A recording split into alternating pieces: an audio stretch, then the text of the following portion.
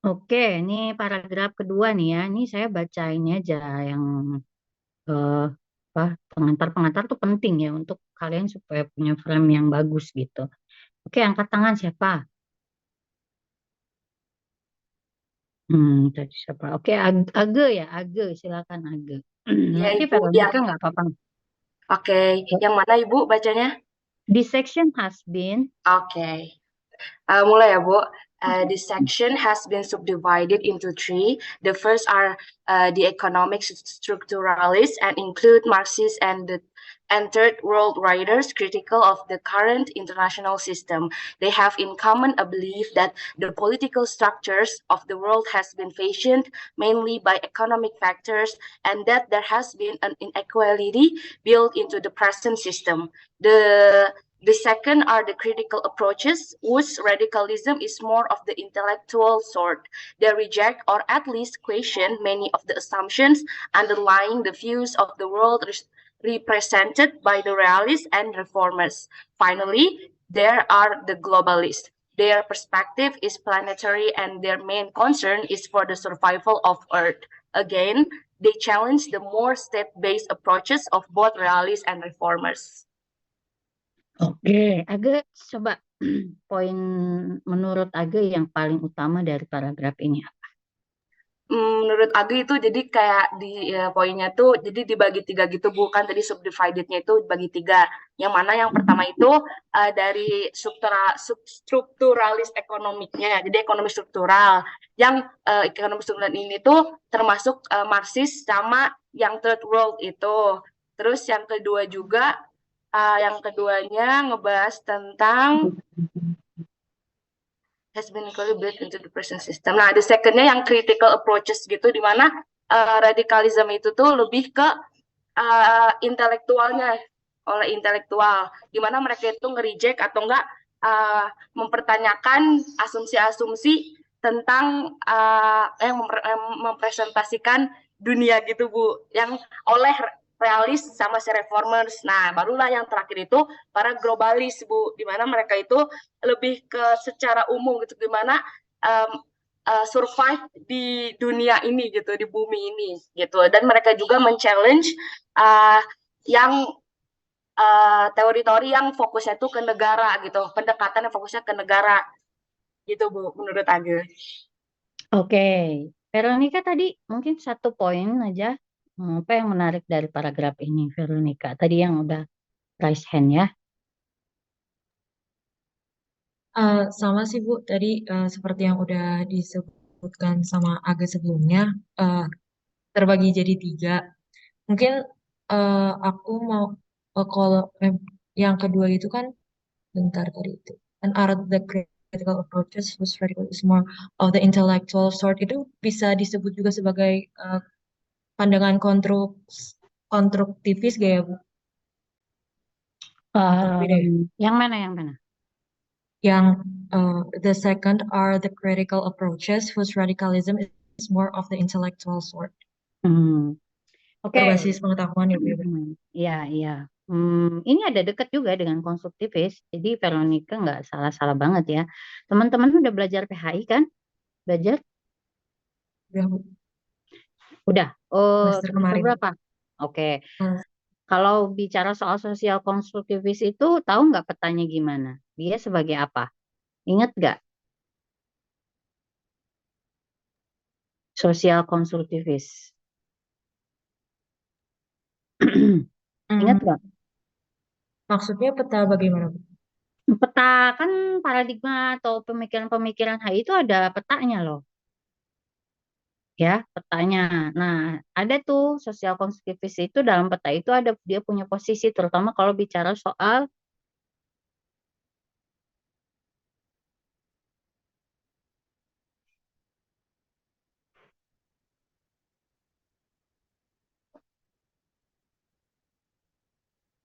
ingat nggak ini? Iya, Bu. Pernah pernah belajar? Pernah Bu. Nah, oh si siapa namanya itu sosial konstruktivis itu eh, Di mana letaknya? Positivistik atau post positivistik?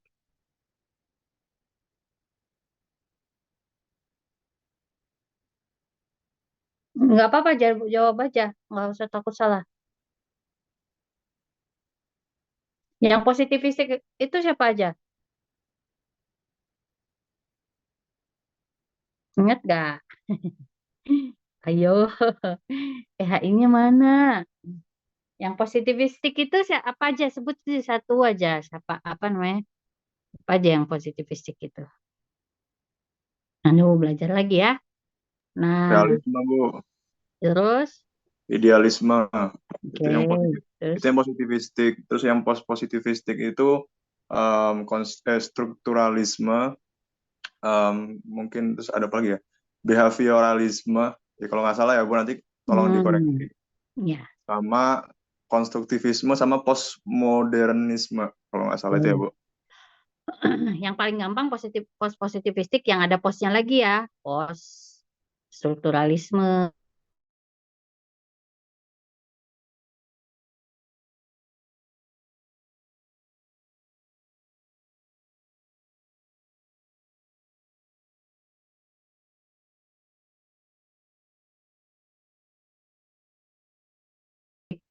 Metodenya yang mirip dengan eh, metode penelitian ilmu-ilmu alam gitu ya, seperti itu kira-kira.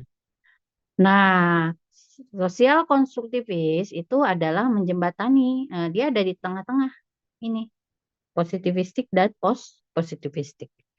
Jadi dia ada mengambil beberapa asumsi dan juga metode dari yang positivis, tapi dia juga apa namanya tidak menganggap semua hal yang di positivistic approach itu memadai untuk menggambarkan bagaimana hubungan internasional atau sistem internasional, sehingga kemudian dia akan kemudian mengelaborasinya dengan pandangan-pandangan dari post positivistik gitu ya.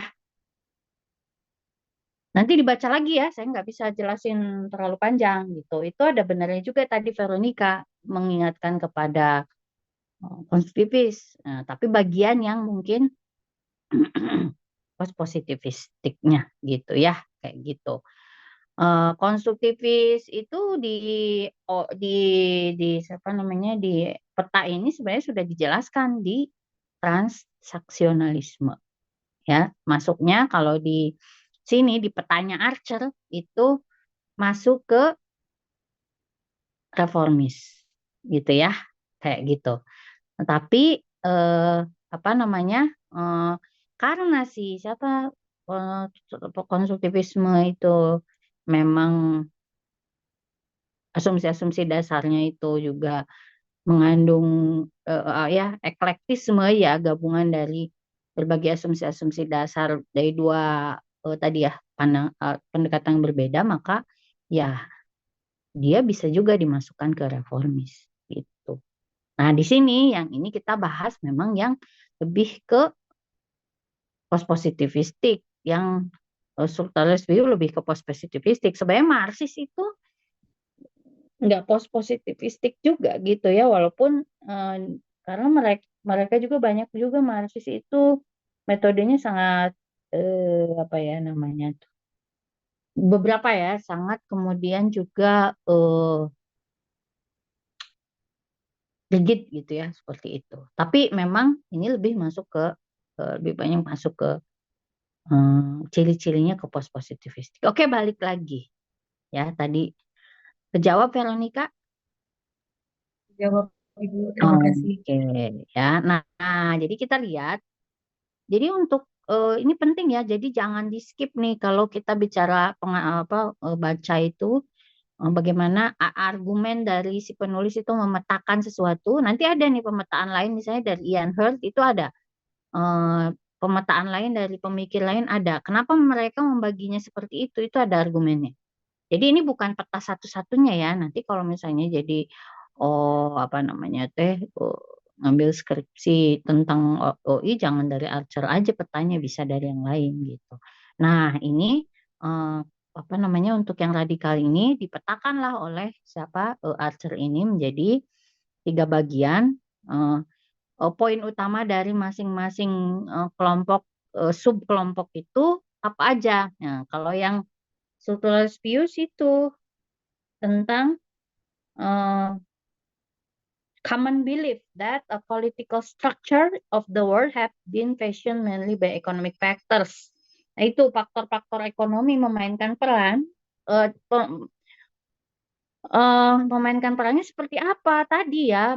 Bagaimana kemudian mereka baik itu negara atau individu yang memiliki privilege ekonomi itu mengendalikan gitu ya aktivitas atau pola hubungan aktor lain, boleh negara eh, maju terhadap negara berkembang atau perusahaan asing MNC atau kayak gitu-gitu ya, seperti itu. Nggak harus selalu negara. The second are critical approach whose radicalism is more than intellectual sort. Jadi lebih kepada ini mengupas gitu ya berbagai mengkritisi posisi-posisi epistemologis gitu ya dari pandangan-pandangan sebelumnya. Ngerti nggak posisi-posisi epistemologis? Ngerti nggak teman-teman? Kurang, Bu. Ya, jadi ya memang kalau itu kan kalau tadi yang itu udah jelas itu pola hubungan ada bicara soal isu apa yang paling mempengaruhi ya pola-pola hubungan antar aktor, terutama baik di negara, IGO atau NGO gitu kan seperti itu. Kalau yang kedua itu lebih kepada eh, mengkritisi eh, kerangka berpikirnya, gitu ya, kerangka berpikirnya itu kurang lebih seperti itu ya, itu. Pandangan jadi begini loh, maksudnya gini, ketika misalnya nanti ada tuh di bagian feminis, misalnya ada tentang misalnya banyak nih di media sosial ya Twitter, Instagram gitu kan, eh, bagaimana kemudian eh, kita misalnya slut shaming atau body shaming ya kan, ada yang membahas tentang gak apa body shaming itu buruk karena apa dari pengalamannya misalnya gitu ya sebagai orang yang pernah di slut shaming atau di body shaming misalnya kayak gitu. Tapi ada yang kemudian membahas lebih kepada ini tuh kenapa orang Indonesia atau secara umum itu menganggap misalnya kayak body shaming atau catcalling itu sesuatu yang biasa aja. Karena mereka tuh ya secara eh, itu dibesarkan dengan cara berpikir bahwa itu tuh sesuatu yang nggak nggak penting gitu loh kayak gitu kira-kira. Jadi di dalam pola pikir mereka cetakan pikiran mereka eh, catcalling itu ya bercanda aja, body shaming itu bercanda aja, bukan sesuatu yang serius. Padahal itu juga ada apa namanya cara berpikir seperti itu juga cara berpikir yang mengandung misoginistik ya gitu, merendahkan perempuan dan menganggap perempuan itu bisa diobjektivasi gitu. Paham di sini? Apa bedanya? Oke, jadi kalau yang ini kan lebih kepada ngotak-ngatik yang Marxis itu sama third world view itu ini loh, apa namanya ada apa namanya itu kondisi ekonomi kesenjangan ekonomi gitu ya itu digunakan oleh mereka baik negara ataupun kelompok-kelompok dengan kekuatan ekonomi yang besar itu mengendalikan pola-pola gitu ya. Kalau yang apa namanya tuh yang critical approach itu mengapa sih? Misalnya kenapa sih juga mau misalnya kenapa sih negara dunia ketiga mau dikendalikan? Oh mungkin karena bukan masalah mereka, mungkin karena mereka nggak sadar tadi kan ada unconsciousness gitu ya di yang paragraf pertama. Mereka tuh yang menganggap itu sesuatu negara-negara yang sudah lama dijajah misalnya gitu ya, merasa mereka inferior terhadap negara-negara maju. Jadi kalau mereka itu kayak direndahkan atau gimana itu kayak yang sesuatu yang bukan masalah gitu, itu biasa aja gitu. Kayak gitu. Sama kayak tadi contohnya ya, misalnya perempuan yang kadang ada juga perempuan yang itu kan biasa-biasa aja karena mungkin mindset dia sebagai perempuan juga udah biasa gitu. Itu sebagai sesuatu yang eh, dia terima gitu ya. Misalnya ada eh, eh, ya udah ini juga nasib perempuan lah kayak gitu gitu misalnya. Ya nanti kita bahas lagi di bawah. Oke. Nah, kalau yang globalis itu dia melihat apa yang ditinggalkan oleh semua pandangan, bahkan oleh yang strukturalis, bukan hanya reformis, realis, tapi strukturalis juga mereka lupa gitu loh. Mau kayak gimana pun cara pandang mereka, mau secanggih apapun cara berpikir mereka, mau secanggih apapun eh, pola-pola hubungan yang dikembangkan, tapi kalau mereka tidak punya kesadaran bahwa dunia apa bumi ini cuma satu dan kita semua tinggal di dalamnya dan kalau ada masalah dengan bumi itu semua pihak terlibat mau negara kaya mau negara miskin maka nggak akan ada perubahan kira-kira begitu ya. Oke, lanjut dulu sekarang ke eh, berikutnya. Siapa yang mau baca ini? Siapa yang mau bacain? Angkat tangan. Ayo dong. Cuma baca doang ya. Yang strukturalis views, Bu. Ya. Ini siapa yang ngomong? Boleh, Saya Bu. nggak kenal. Hah? Siti, Bu, Siti. Oh, Siti silakan. Ya. Raise your hand Struktur- dulu ya. Oh iya, boleh, Bu. Nanti. Dah. Oke. Jadi oke Siti silakan. Okay. Structuralist views. The structuralist approach to the study of international relations differs in important ways to those of the realist and reformists. So it has some elements in common with strands of both schools. As many of the neorealists emphasize the power structure of world politics, this section will limit itself to those writers concerned with the impact on the political system of the world's economic structure. Unlike the realist approach, the economic structuralists are not just concerned with states in world politics and their economic and political differences, but also with the divisions within and between societies. They are therefore concerned with the rift between rich and poor within states and that between rich and poor globally. This leads to an interest in transnational relations as well as in intergovernmental links. They have this in common with reformist views, but differs from them in the emphasis placed on the structures of world politics being formulated by economic factors. In this section, attention will be given to Marxist writers and some third world views, particularly those of the dependency school and the developmentalists, who have made a contribution quite spread from that of the Marxist tradition. Oke, ya, jadi apa namanya tuh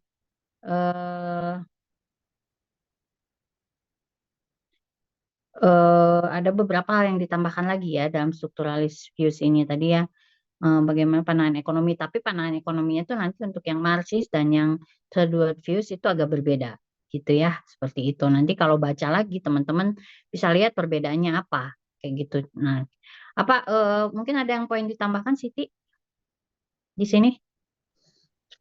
Paling yang tadi aja sih Bu, yang apa ya?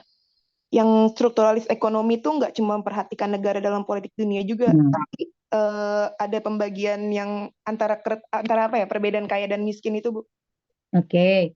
Nah, kata structure gitu ya. Nah, dia juga artinya tuh ini kayak ada mirip gitu ya strukturnya yang dibahas neorealis kan neorealis juga bicara soal pentingnya bagaimana struktur internasional terutama bagaimana negara mengembangkan hegemoni powernya ya. Tapi structure di sini itu lebih kepada eh, impact on the political system on the world economic structure gitu ya.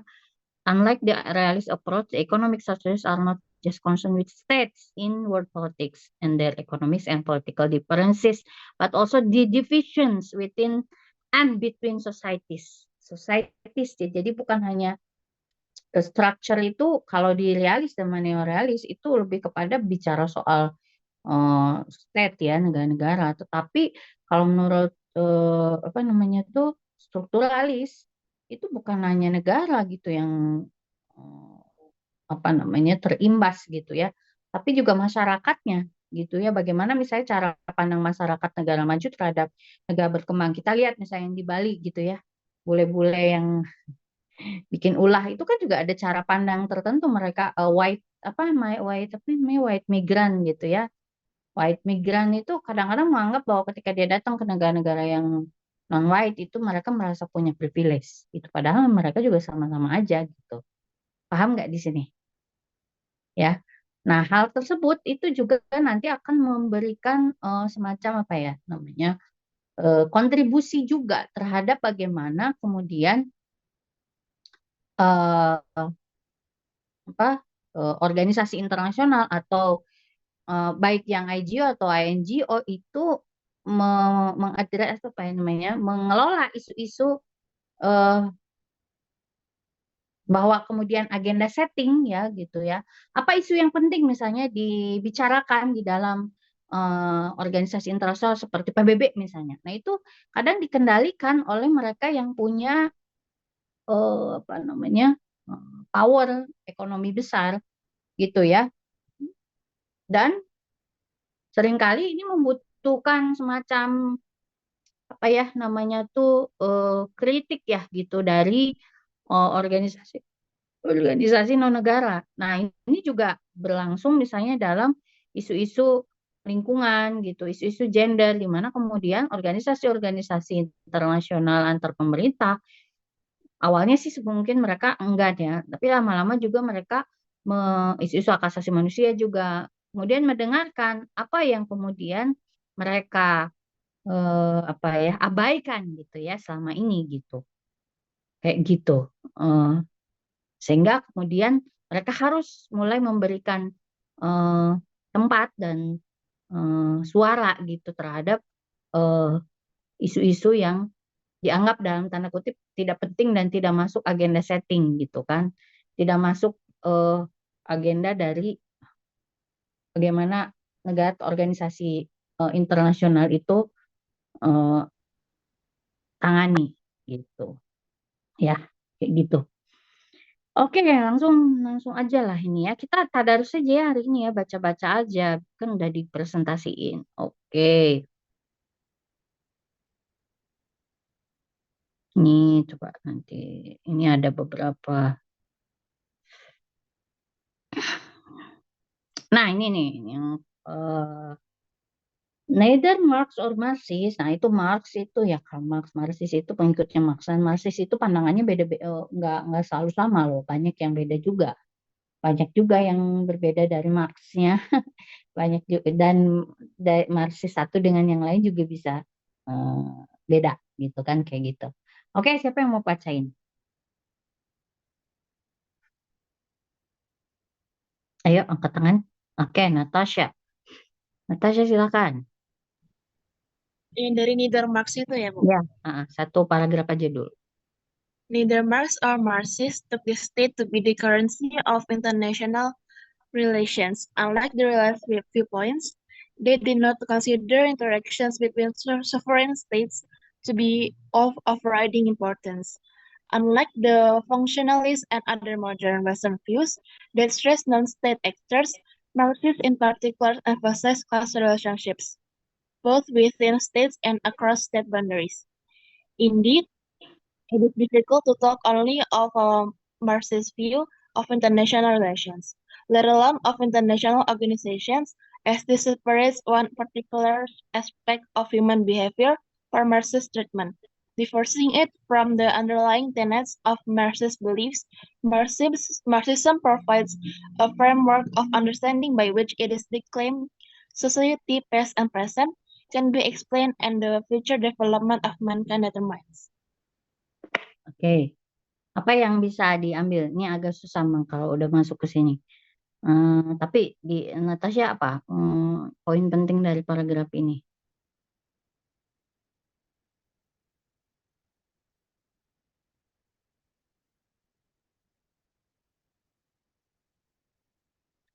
Apa aja nggak apa-apa, nggak usah takut salah.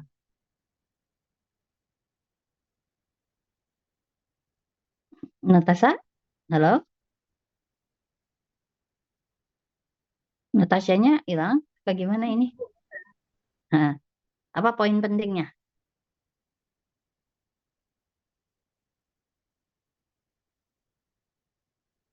Halo, Natasha. Teman-teman bisa dengar saya kan? Bisa, Bu. Bisa, Bisa, Ibu. Bu. Natasha, mungkin. Silakan Natasha, poin Aku pentingnya apa? Hah? kalau Marxis itu menekankan pada hubungan kelas baik di dalam negara maupun lintas batas negara. Oke. Ya, good gitu ya. Ya, gitu ya. Teman-teman, yang lain ada lagi? Satu aja.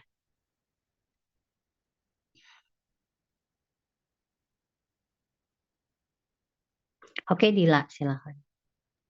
Oke, dari yang udah Natasha bacakan, aku bisa mengambil kesimpulan baik Marxis maupun Marxis itu tidak menganggap negara sebagai satu hal yang penting dalam hubungan internasional. Seperti yang udah dibaca tadi juga, dalam pandangan realis, mereka tuh tidak menganggap interaksi antar negara berdaulat sebagai hal yang penting, yang mana berbeda dengan kaum fungsionalis dan pandangan Barat modern lainnya yang menekankan pada aktor non-negara. Sedangkan kaum Marxis ini secara khusus lebih menekankan pada hubungan kelas, baik di dalam negara maupun di luar batas negaranya. Uh, dan kalau dalam pandangan Marxis, apalagi tentang organisasi internasional, itu memisahkan satu aspek tertentu dari perilaku manusia untuk perilaku Marxisnya, Ibu, yang mana memisahkan dari prinsip-prinsip yang mendasari keyakinan Marxis. Oke. Kurang lebih kayak gitu. Terima kasih, Makasih, Bu. Dila. Oke, ya itu ya. Nah, kita sedikit aja kita pahami bahwa dia di kalimat pertama udah striking gitu ya. Baik Marx atau Marxis, neither ya, neither berarti enggak apa tidak satu pun gitu ya.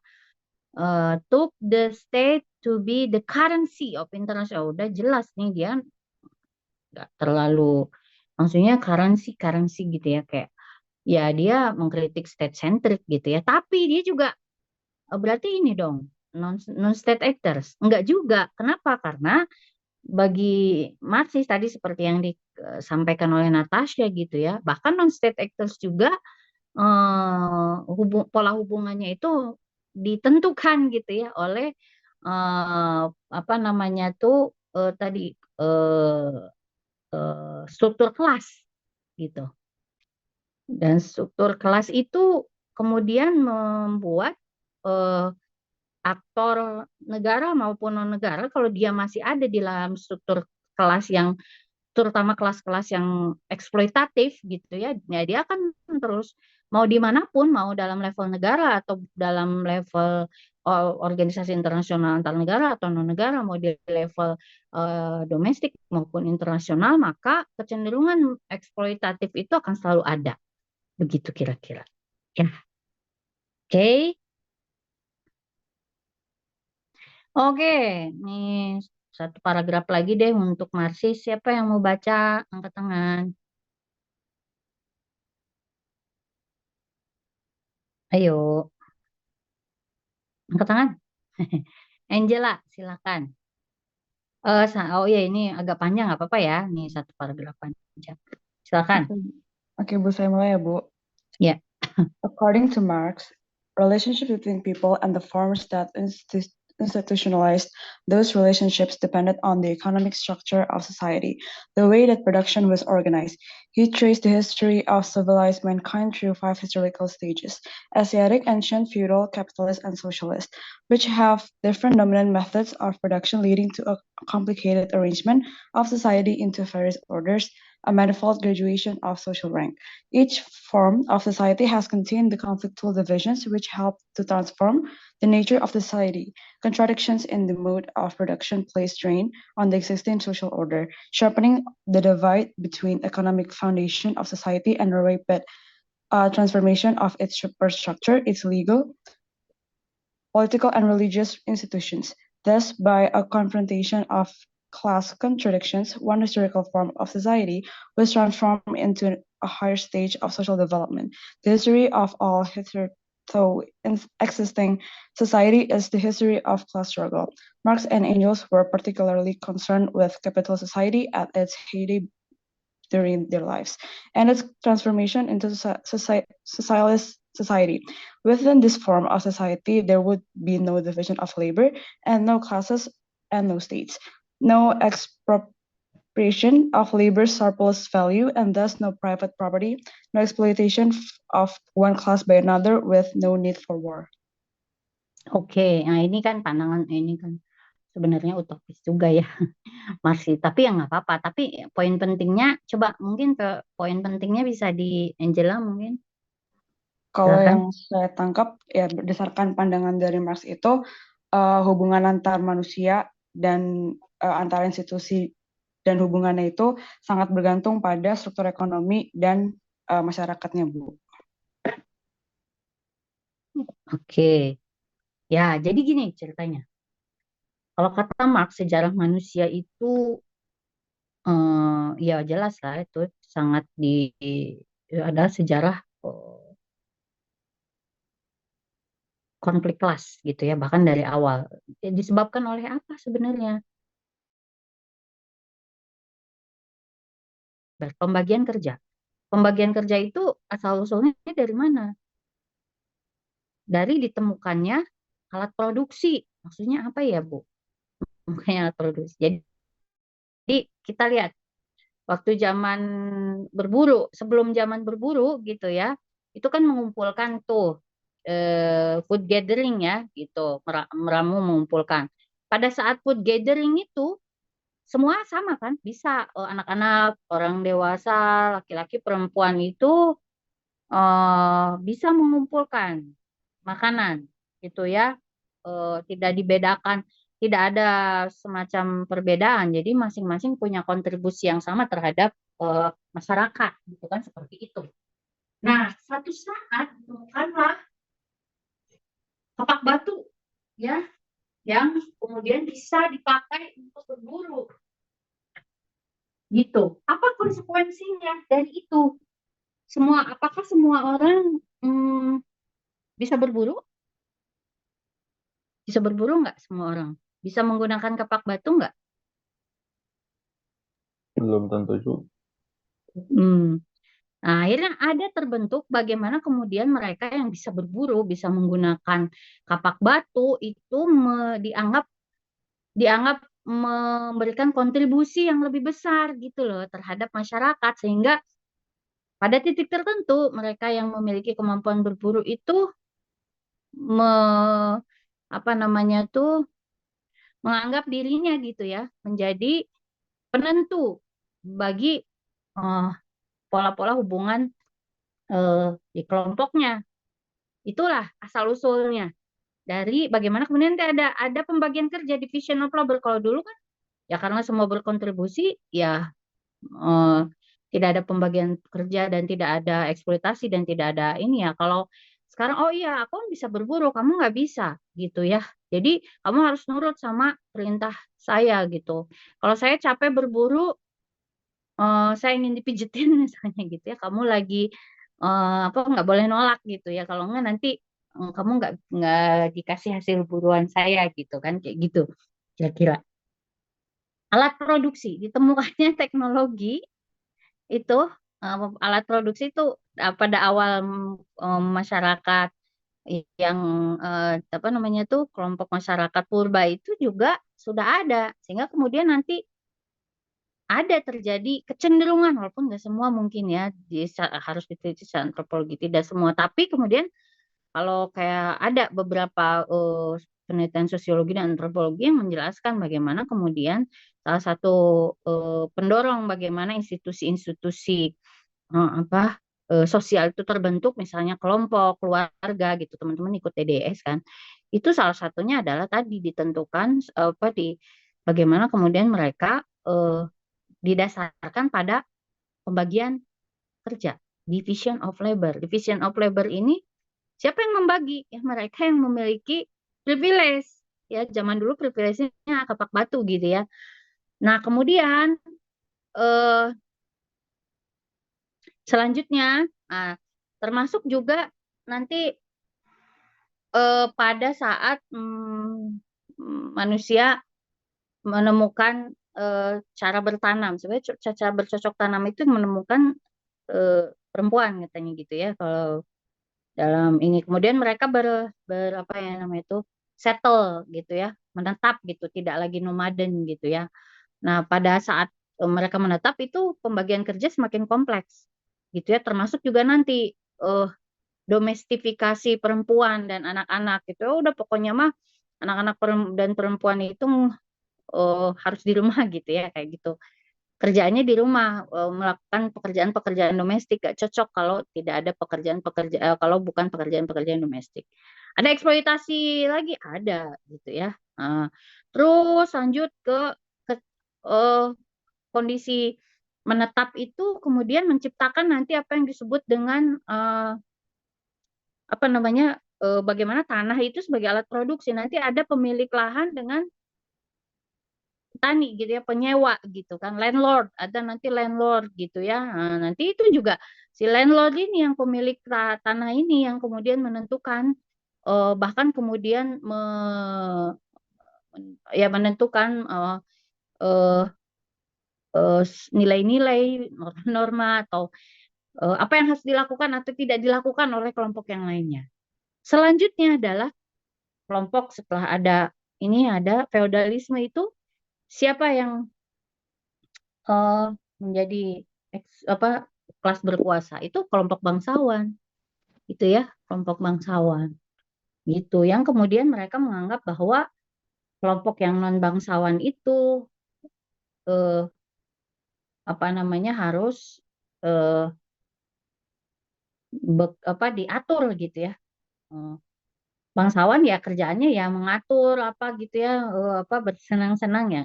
Tapi kalau raja sih ya mungkin sambil mengatur dan bersenang-senang juga beresiko untuk dibunuh juga ya kayak gitu.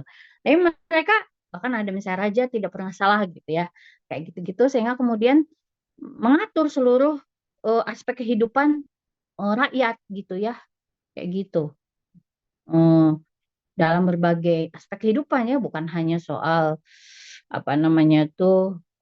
ekonomi pada akhirnya, tapi ekonomi juga, agama, kehidupan sosial individu dan lain sebagainya gitu. Selanjutnya ditemukan alat produksi ini, kalau feodalisme itu kelanjutan dari tadi ya, ketika ditemukannya bahwa tanah itu penguasaan tanah wilayah itu sebagai sebuah alat produksi juga ya, tanah gitu yang menghasilkan. Nah, itu juga nanti ke feodalisme. Nanti ada di selanjutnya yang dikritik oleh Marx itu fase kapitalisme yang kemudian itu dimulai terutama dimulai di memuncak pada saat revolusi industri. Ketika ada kelompok baru yaitu mereka yang borjuasi ya. Borjuasi siapa? Itu bukan maksudnya borjuasi itu adalah mereka-mereka yang memiliki akses terhadap alat produksi pada saat revolusi industri gitu. Ya, mereka yang punya kemampuan untuk memahami mesin industri gitu, cara menggunakannya, cara mengatur dan kemudian mengelola bagaimana hasil dari produksi massal itu gitu ya, dipasarkan dan lain sebagainya gitu. Ya, borjuasi ini biasanya dekat juga dengan bangsawan, tapi tidak selalu bangsawan ya, kayak gitu. Karena seringkali dari asal bukan bangsawan, tapi mereka punya kemampuan makanya di sini nanti pada saat kapitalisme itu borjuasi itu salah satunya dikenal istilah orang kaya baru. apalah nanti di Eropanya ada istilahnya orang kaya baru gitu ya. Orang kaya baru gitu ya. Mereka tidak punya latar belakang bangsawan atau apa, tapi mereka punya punya kemampuan berdagang atau punya kemampuan mengelola apa tadi ya, apa menemukan mesin industri atau apa seperti itu, kayak gitu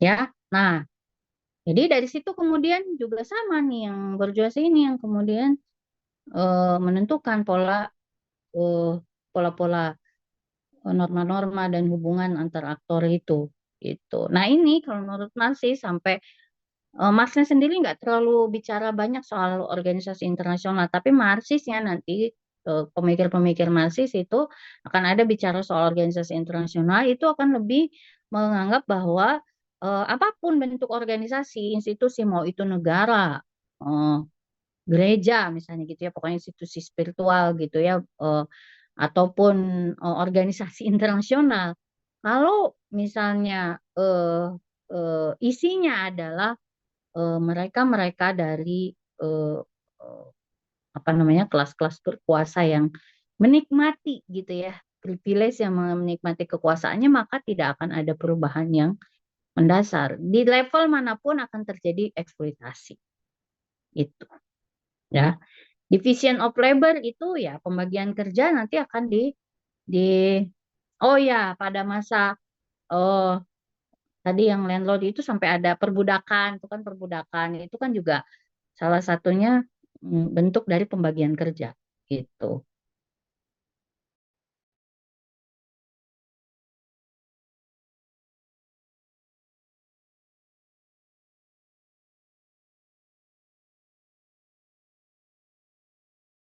Oke ya, masih ya.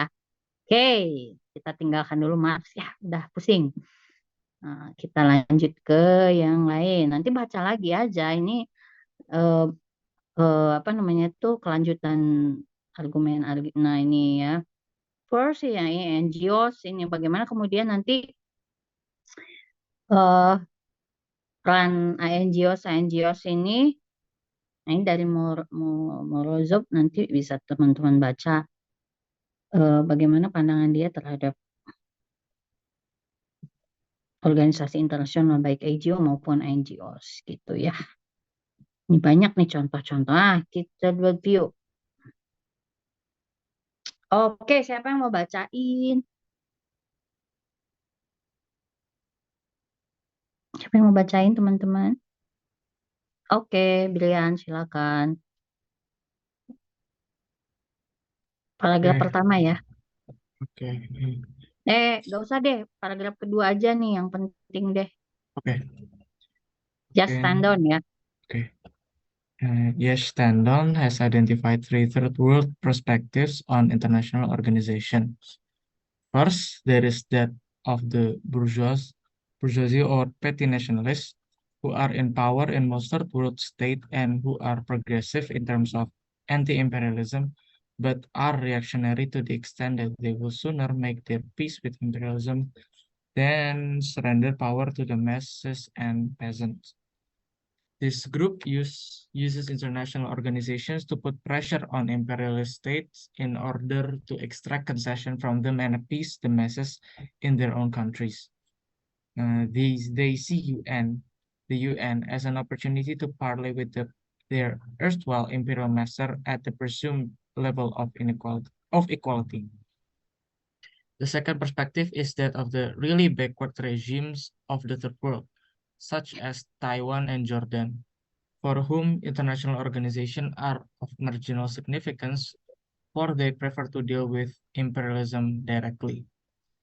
The third perspective identified by Tandon is that of the masses of the third world, for whom international organizations are peripheral for as long as they continue to reflect the existing balance of class forces in favor of imperialism. Since the end of 1960s, forces representing this third group have become more prominent in world politics in the form of liberation groups such as the PLO. And whilst these have been interested in gaining recognition from themselves at the UN and the specialized agencies, They are not dependent on these organizations. Indeed, Tandon considered that for the revolutionary struggles in Southeast Asia and Africa, international organizations are too peripheral to be of much significance. Oke, Brian. Oke, maaf ya tadi agak keganggu saya lagi ngobrol. Ngomong ngasih instruksi. Tapi ini ya, eh, kelihatan gini ya, ada pembagian. Bagaimana posisi eh, ketika bicara third perspektif juga kita bicara soal siapa yang kemudian di negara berkembang atau negara dunia ketiga itu memiliki akses gitu ya terhadap kekuasaan gitu ya. Siapa yang kalaupun dia mau melawan kekuasaan seperti imperialis kan yang bisa melawan kalau kita bicara soal kemerdekaan Indonesia juga dulu kan elit-elit ya gitu ya, mereka yang bisa sekolah, yang bisa sekolah itu siapa kalau nggak bangsawan, mereka dari kelompok apa yang memang secara ekonomi pada saat itu juga bagus gitu ya. Ada sih yang mungkin dari orang biasa, tapi orang biasa juga punya simbolik kapital namanya, punya modal yang lain. Misalnya ya anaknya tokoh, misalnya kiai atau anaknya tokoh-tokoh agama itu bisa gitu dulu punya akses terhadap apa namanya itu pendidikan gitu ya, dan kemudian kesadaran untuk melawan. Tapi kemudian setelahnya itu ada yang di bagian pertama termasuk juga para borjuis ya, pengusaha dan lain sebagainya gitu ya. Tapi setelahnya gitu kita bisa memahami ini dalam konteks Indonesia ya teman-teman, bagaimana kemudian kemerdekaan Indonesia itu sangat epik dan heroik gitu ya, kayak gitu yang diperjuangkan baik secara diplomatik maupun secara fisik gitu ya, perang fisik dan perang dan juga jalur diplomatik sampai kemerdekaan kita. Tapi setelah itu kan apa yang terjadi? Apa yang terjadi ya? Yang terjadi adalah ya seperti yang disampaikan gitu ya. Terjadi lagi kecenderungan untuk eksploitasi gitu ya dalam berbagai bentuk gitu kira-kira ya. Nah, selanjutnya nanti ini ada beberapa the second resources that the really backward regimes and ini apa ya?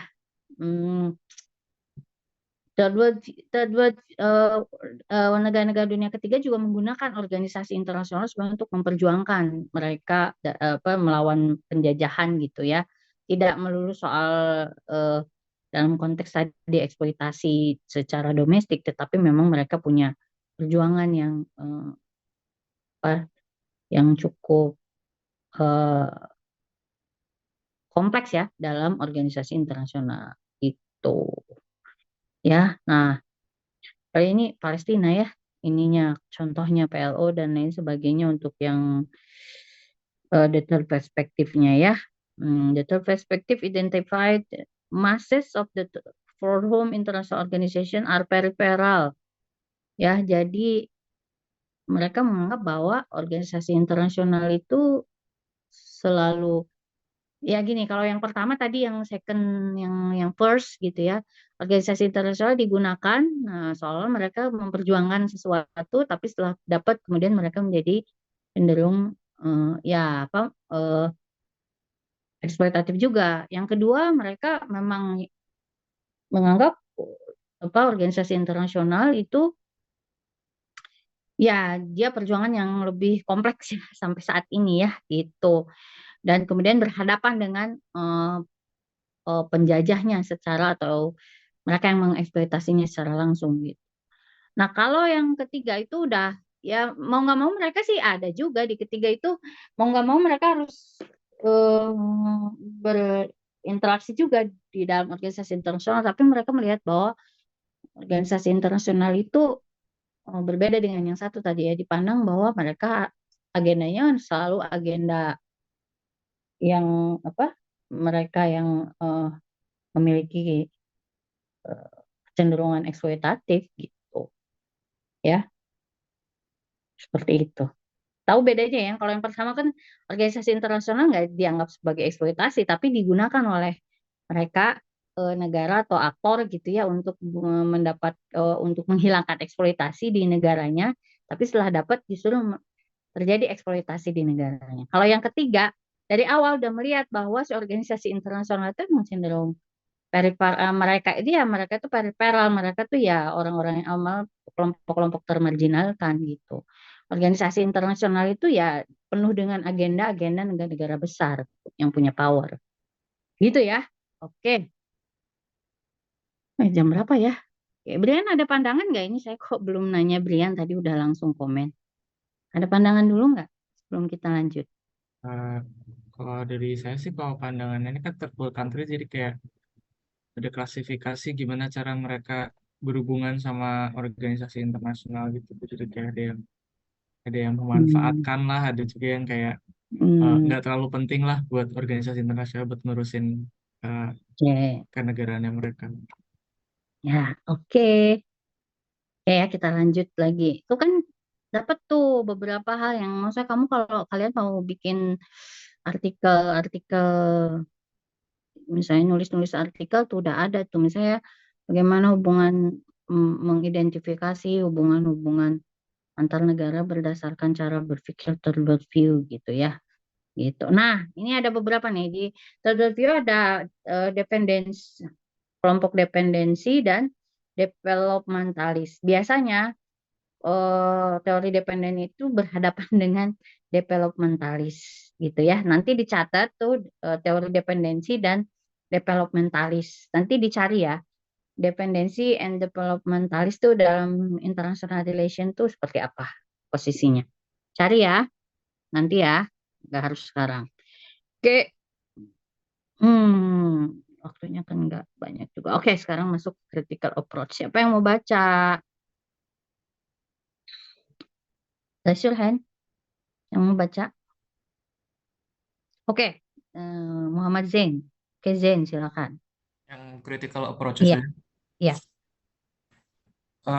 Critical approaches to the study of international relations are those that reject the dominating views represented by the realists and reformists as outlined above. In particular, they regard realists as apologists for the current configuration of power in the world system, and consider that the reformists are either unable to understand the true nature of that system or are unwilling to accept that it needs more than modest reforms.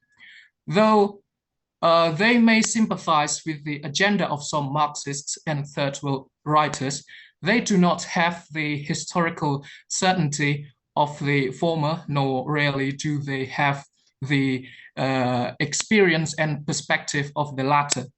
They view international organizations with a jaundiced eye, as these are mainly the instruments of those who dominate the system. This section contains an account of three approaches: that of the critical theorists, of feminist writings, and postmodernism. Oke, terima kasih Zain. Oh, Zain pernah tinggal di Inggris? Belum, Bu. Keren tapi ya. Oke. Yang lain juga bahasa Inggrisnya keren ya. Kalau saya mah bahasa Inggrisnya Sundanese English. Oke, Zain, silakan apa poin utama dari paragraf yang sudah Zain bacakan? Kalau menurut saya, critical approaches ini lebih kepada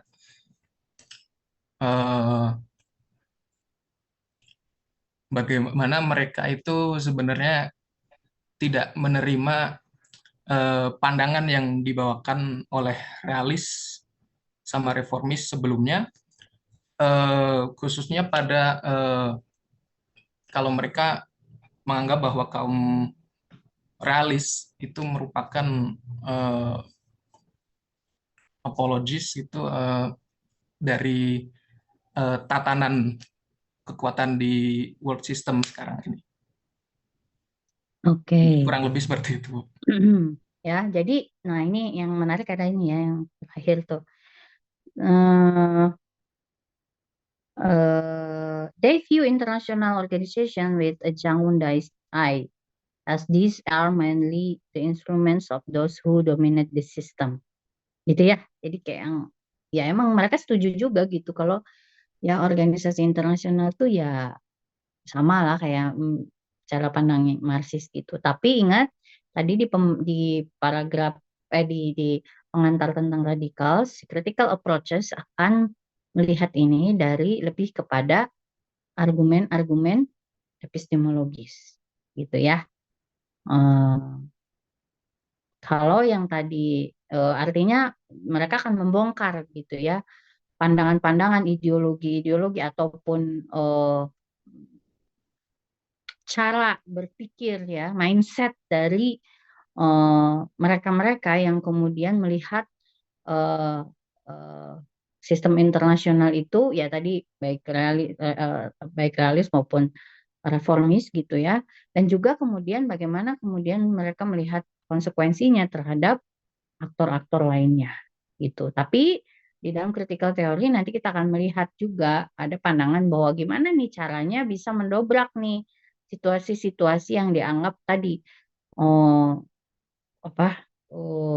dominating by privileged or powerful actors, baik itu negara ataupun aktor-aktor non negara gitu ya.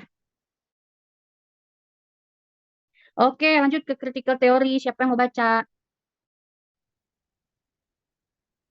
Siapa yang mau baca? Silakan.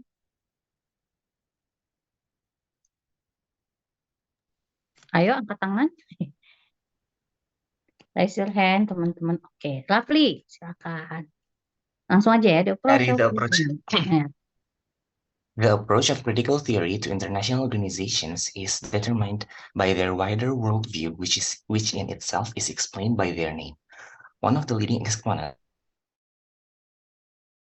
Robert Cox, said that it stands apart from the prevailing order of the world and asks how that order came about.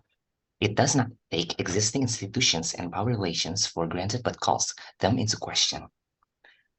It is directed to the social and political complex as a whole rather than separate parts. Rather than subdivide and limit an examination of a problem, it looks at the larger picture, of which the problem is just one part, and tries to understand the process of change in which both parts and whole are involved. Oke, apa yang Rafli dari satu paragraf lagi deh. Okay. Ya, ini. As a theory, critical theory rejects the claims of positivism, of an external reality, and to be value-free. For critical theories, knowledge is not morally neutral. It is more the result of the social background of those that hold it. Given this, critical theory allows for a normative choice in favor of a social and political order different from the prevailing order, but it limits the range of choice to alternative orders, which are feasible transformations of the existing world. It must reject improbable alternatives just as it rejects the permanency of the existing order. Oke, Rafli, kayak dengerin berita ya kalau Rafli ya. Gitu. Kayak announcer gitu ya kalau Rafli. Rafli apa coba? Silakan yang dibaca tadi. Oh, yang saya ambil sih yang kayak dari paragraf 1 itu kalau critical theory itu ngelihat suatu masalah sosial dan politik itu lebih ke bigger picture-nya gitu, Bu, daripada yang masalah kecilnya. Itu sih, Bu. Oke. Nah, ada satu istilah nih yang banyak banget digunakan sebenarnya, tapi nanti kalau di critical theory itu punya konsekuensi yang sangat kompleks. Holistik, pendekatan holistik gitu ya. Holistic approach. Kenapa seperti itu? Karena menurut Cox gitu ya, masing-masing soal kayak misalnya Marxis itu terlalu ya political ekonomi gitu ya.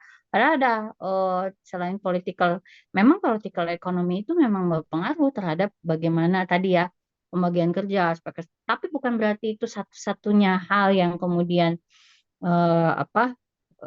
kalau itu bisa diubah kemudian mengubah semuanya. Nggak selalu seperti itu.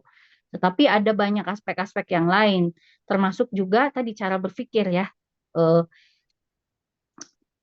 Begini loh, misalnya kenapa sih di satu sisi misalnya Marx itu bisa, oh iya benar dia bisa menggambarkan bagaimana struggle apa kelas struggle di tiap zaman.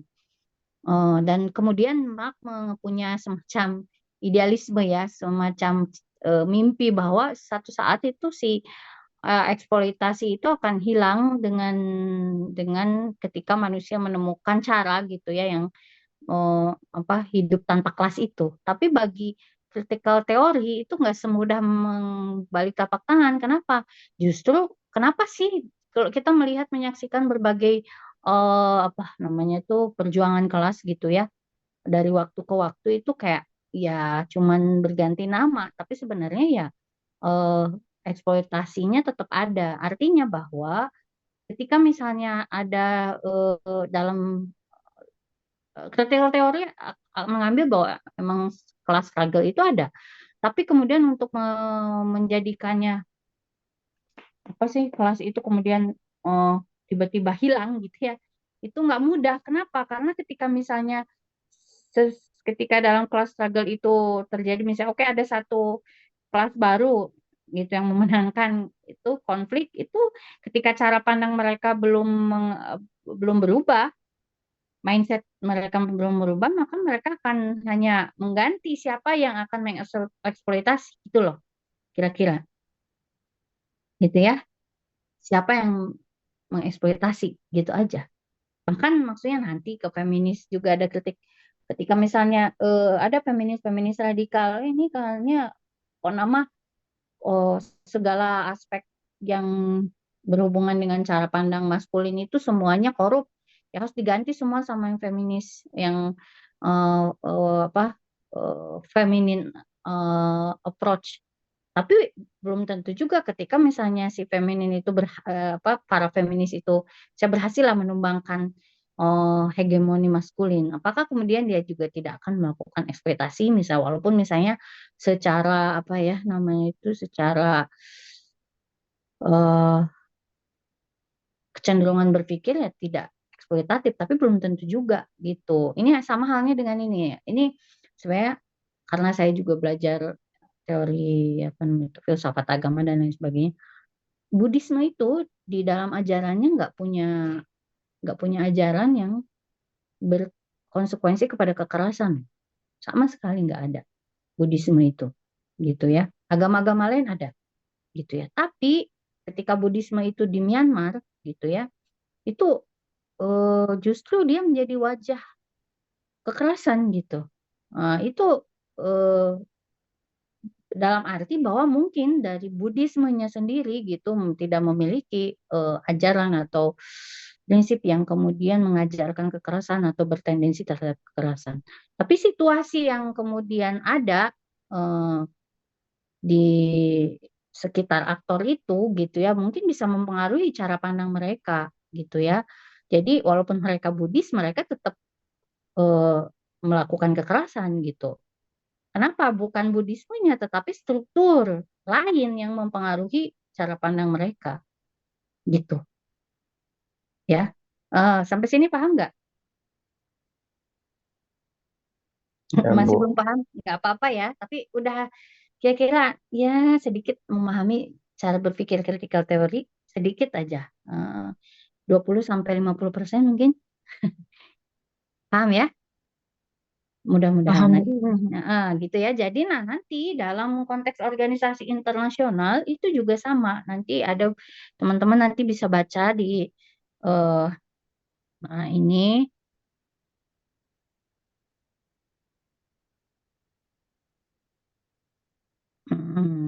ini tentang international relation-nya ya.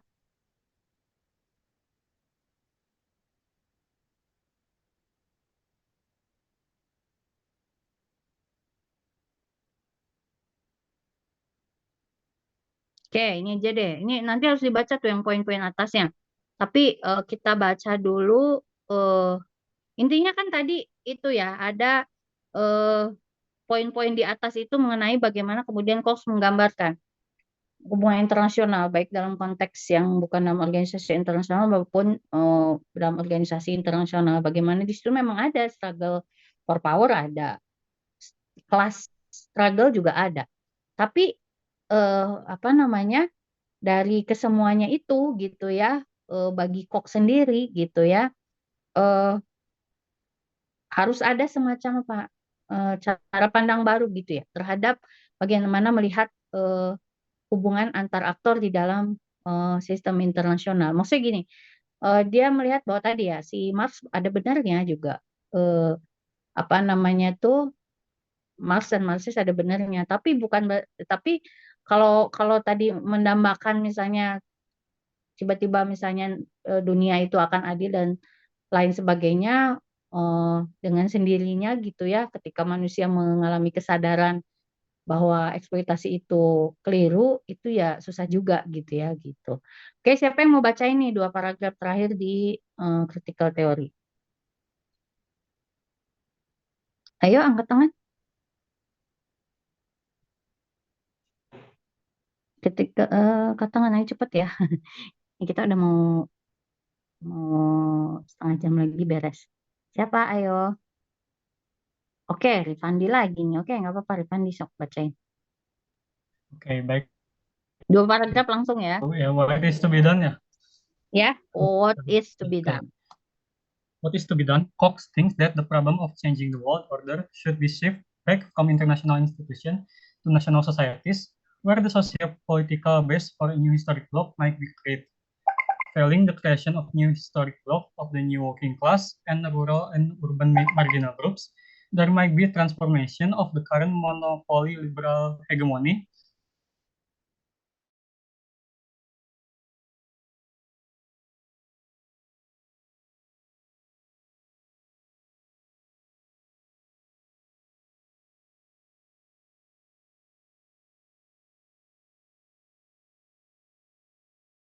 social forces. Critical theorists such as Cox offer a refreshing exposition of the position of international organizations in a world where the main revolutionary powers have either collapsed to Soviet Union or settled into cautious conservatism, China. It provides a skeptical and realistic worldview without accepting the inevitability of a future dominated by monopoly capitalism and the United States. However, its application to international organizations is somewhat limited to the main global institutions and the financial and economic organizations. It has less to say about regional organizations or about NGOs. Furthermore, its alternative future rests on outcomes that are far from certain. Revolutions in the third world are more likely to be inspired by the nationalism or by Islamic fundamentalism. Scarcely the solid base for new historic blocks. Oke, nah ceritanya pokoknya intinya begini. Ingat nggak yang konstruktivis, yang transaksionalis, yang ya konstruktivis yang saya nyontoin tim Spanyol yang bisa menang Piala Dunia, Piala Eropa itu ya. Bagaimana mereka itu di dalam negeri kalau udah di klub masing-masing, apalagi Barcelona sama Barca sama Madrid itu ya berantem mulu ya gitu. Tapi ketika dia dari tim nasional Spanyol gitu ya, dia punya tujuan bersama gitu ya, itu jadi lebih lebih apa? Justru mereka bisa gitu ya, dan kemudian bisa menghasilkan berbagai trofi gitu, mengalahkan mereka-mereka dengan kemampuan individu yang sangat lebih tinggi, kemudian juga tim-tim yang dianggap lebih solid lah karena nggak punya semacam konflik background gitu ya kayak gitu. Nah, dalam hal ini lebih kalau kalau konstruktivis kan lebih kepada bagaimana share atau common value itu dipahami. Ini sama, dia juga meminjam dari yang post-positivistik termasuk juga critical theory ya gitu. Nah, bagi Cox gini, untuk mengubah bagaimana kemudian untuk mengatasi ya yang situasi sistem yang dianggap sudah terlalu eksploitatif itu dibutuhkan apa namanya usaha yang sangat besar, bukan hanya dari mereka yang punya akses ya terhadap apa organisasi internasional, tetapi juga dari seluruh mereka yang terdampak gitu. Contohnya nanti dalam konteks maksudnya perubahan itu tidak akan terjadi kalau misalnya tadi semua aktor yang terlibat itu tidak dilibatkan dan tidak kemudian mengambil bagian dalam perubahan tersebut. Yang ada nanti akan ada apa namanya tuh tadi ya, kegagalan historic block, maksudnya menciptakan historic block itu ketika historic block itu kemudian bukan menjadi alat pembebasan gitu ya, tapi just si historic block yang baru mungkin membebaskan dari apa namanya tuh cara pandang sebelumnya. Tapi cara pandang yang baru itu seringkali tidak membebaskan juga gitu ya, karena tadi seringkali kemudian si critical theory kan mengkritik juga bagaimana misalnya di third world countries itu seringkali kemudian perjuangan-perjuangan yang sudah berhasil itu justru dikhianati mereka yang awalnya memperjuangkan. Sama lah kayak misalnya dulu Soeharto di mahasiswa-mahasiswa yang apa namanya itu Orde Lama misalnya ini oleh mahasiswa-mahasiswa atau apa gitu ya. Mahasiswa-mahasiswa yang dulu mengkritik Orde Lama masuk ke Orde Baru, kemudian di Orde Baru kemudian mereka juga menjadi bagian dari kekuasaan gitu ya, kayak gitu. Mahasiswa-mahasiswa yang mengkritik Orde Baru udah berhasil Orde Barunya ditumbangkan, tapi juga ternyata sama aja begitu gitu. Nah itu bisa dianggap menjadi kegagalan gitu ya. Seperti itu dalam sistem internasional juga seperti itu. Dalam organisasi internasional juga seperti itu. Bagaimana misalnya nanti di isu lingkungan itu apa ya namanya tuh isu-isu lingkungan yang tadinya akan untuk menyelesaikan persoalan bagaimana kita menyelamatkan semua orang gitu ya intinya di dunia. Itu justru di satu sisi dijadikan agenda tersendiri gitu ya oleh kelompok negara-negara maju untuk menekan misalnya negara-negara berkembang, atau misalnya bagaimana si agenda-agenda lingkungan itu tidak tersosialisasikan dengan baik, yang kalau agenda lingkungan itu harus semua kan ambil bagian gitu. Bahkan yang kita di level individu gitu ya. Kalau mau misalnya mengurangi gas karbon dioksida kan bukan hanya omongan elit doang, tapi masyarakatnya juga harus ikut serta. Itu masalah kepatuhan terhadap bagaimana nilai-nilai bersama itu gitu. Jangan jadi jargon aja gitu ya. Itu nanti di critical theory sebenarnya ada satu istilah yang menarik untuk dikaji, yaitu emansipasi gitu ya.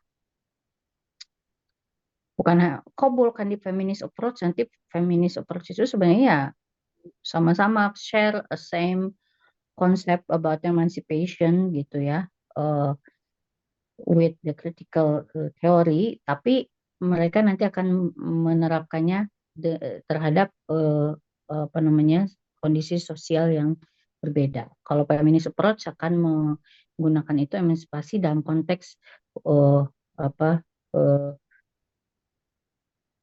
hubungan antar gender gitu ya. Kalau yang critical theory bukan hanya antar gender juga aja, tetapi ya semua tatanan sosial gitu. Oke, lanjut ke feminist approach. Nah, sebelumnya ya di emansipasi ini nanti yang NGO kalau apa namanya itu critical theory masih memiliki harapan bahwa sebenarnya organisasi internasional baik non negara antar negara maupun non negara itu bisa dijadikan saluran untuk isu-isu yang selama ini termarginalkan. Selama yaitu tadi ada komitmen dari masing-masing pelaku dari si pengusung isu tersebut gitu ya. Nah, ini salah satunya adalah bagaimana kemudian misalnya SDGs gitu ya, Sustainable Development Goals itu adalah salah satu yang dianggap kemudian ini adalah agenda bagaimana perjuangan negara-negara berkembang itu memasukkan agenda-agenda yang seimbang gitu dalam konteks pembangunan internasional gitu. Jadi menjadi ruang emansipasi gitu ya, emancipatory sphere gitu ya, seperti itu. Jadi eh, apa namanya tuh jangan sampai apa namanya tuh NGO dan IGO itu salah satu yang kemudian ya bagaimanapun memiliki eh, ruang di mana kemudian mereka-mereka aktor-aktor ataupun kelompok-kelompok yang selama ini dalam sistem internasional termarginalisasi itu bisa menyuarakan minimal memiliki ruang untuk bersuara gitu ya seperti itu. Ya seperti misalnya ya kita lihat misalnya seperti eh, para korban perang dan lain sebagainya itu kan mereka juga eh, diberikan ruang itu ya di dalam organisasi internasional. Oke, yang feminist approach siapa yang mau baca? Oke, Ahmad Zaki. Ini agak ini ya nanti saya ini eh, scroll. Silakan. Okay, makasih, Bu. Feminist perspectives on international relations have in common with the critical theories a rejection of the dominance in the subject of the realist and reformist. Although feminist writers cover a wide scope, the general basis of their argument is that in international relations, as in most political and economic activity, women are disadvantaged. Although they own about 1% of the world's property and take home 10% of income, they perform 60% of working hours and provide 80% of refugees. This is a demonstration of gender inequalities, the socially learned behavior and expectations that distinguish between masculinity and femininity. Feminist approaches often go beyond the statistics and examine the mindset of those engaged in the practice of international relations, which they see as gendered. Langsung in other In other words, the world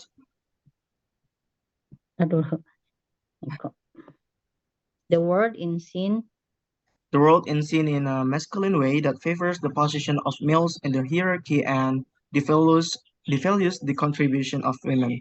War in particular is gendered in a way that keeps women and men from questioning the essential purpose of and the negative effects of war, militarization, and violence on their own and other lives. Satu paragraf lagi deh, nggak apa-apa ya, ini soalnya udah mau habis waktunya. What of feminist views of international organizations? It is not possible to present a collective view that encompasses that work of radical feminists and, say, liberal feminists. Instead, the work of one other, Sandra Whitworth, will be used as she pays some attention to international organization. After introduction to feminist theory and international relations and gender and international relations, Whitworth examines gender and international organizations.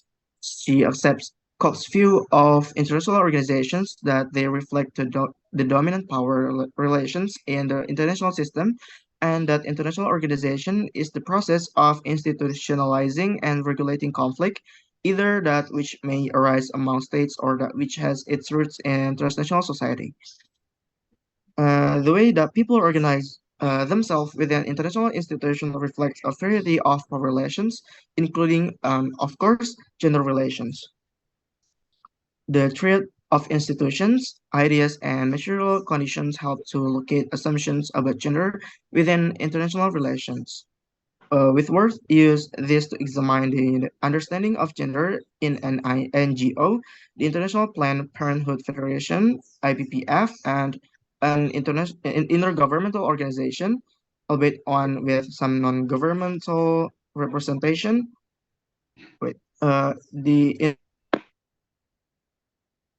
Oke. Apa yang menurut Zaki penting light di sini? Kalau tadi yang bisa dilihat itu yang pertama tadi disebutin juga kalau misalkan menurut feminis ini dia mencakup ruang lingkup yang luas, tapi dasar argumen mereka itu adalah di mana hubungan internasional itu perempuan tidak diuntungkan. Dan ada beberapa hal juga. Intinya ini mencakup juga kepada hierarki dan hubungan antara pria dan wanita gitu sih, Bu. Kalau yang di paragraf atas. Oke.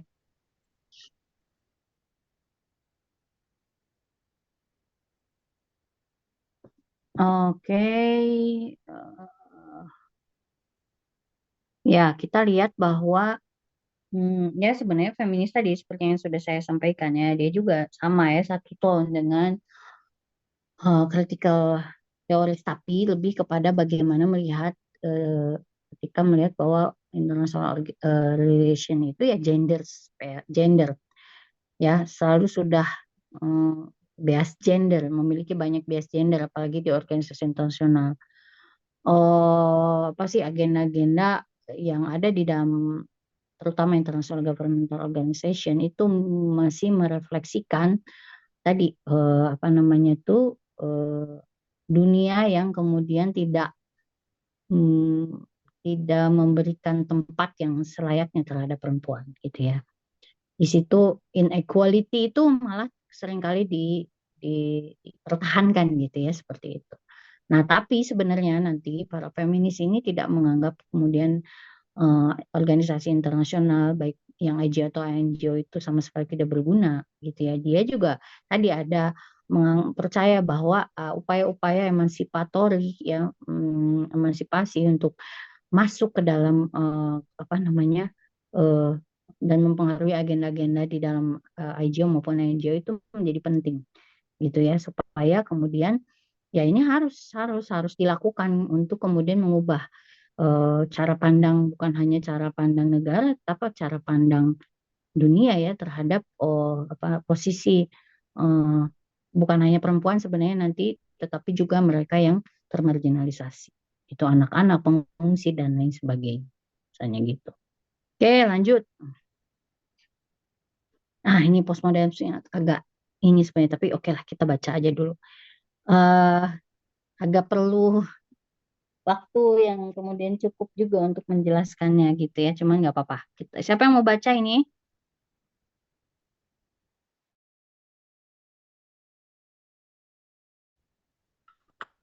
Oke, ini dari yang The postmodernist. Okay, Bu. The postmodernist approach to the international relations is one that has come to the fore in the period since the end of the Cold War. It is based on a wider intellectual viewpoint instigated by French intellectuals of the 1960s generation, such as Barthes, Derrida, Foucault, and Lyotard, and which suggested that the modern era had been overcome. It rejects meta-narratives, grand accounts of history and other subjects as having no independent substance.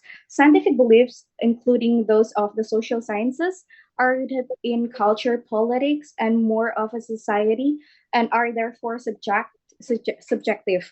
As there is no objective reality, empirical claims have no special standing in the realism realms of knowledge. Indeed, it is power and knowledge are intimately intertwined.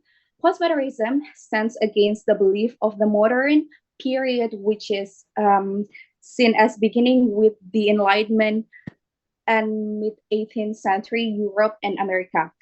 It therefore rejects the concept of rationality and progress associated with the Enlightenment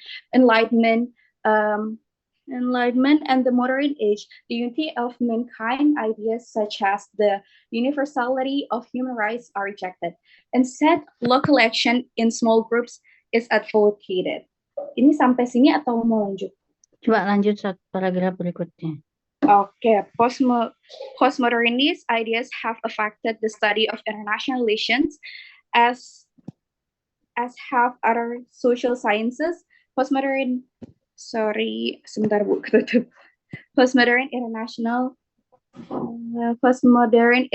relations theories have used their views on objectivity to examine the truths of international relations to see how the concepts and knowledge claims that dominate the discipline in fact are highly contingent on specific power relations. Postmodernists have attacked the meta-narratives of the realists and reformists alike. The objective analysis of the realists and neorealists are seen as being dependent on the subjective standpoints of their mainly American and European authors. Richard Astley claimed the works of Kenneth Walsh, then the leading neorealist, treats the given order as the natural order, limits rather than expands political discourse, or negates of trivialize the significance of variety across time and place.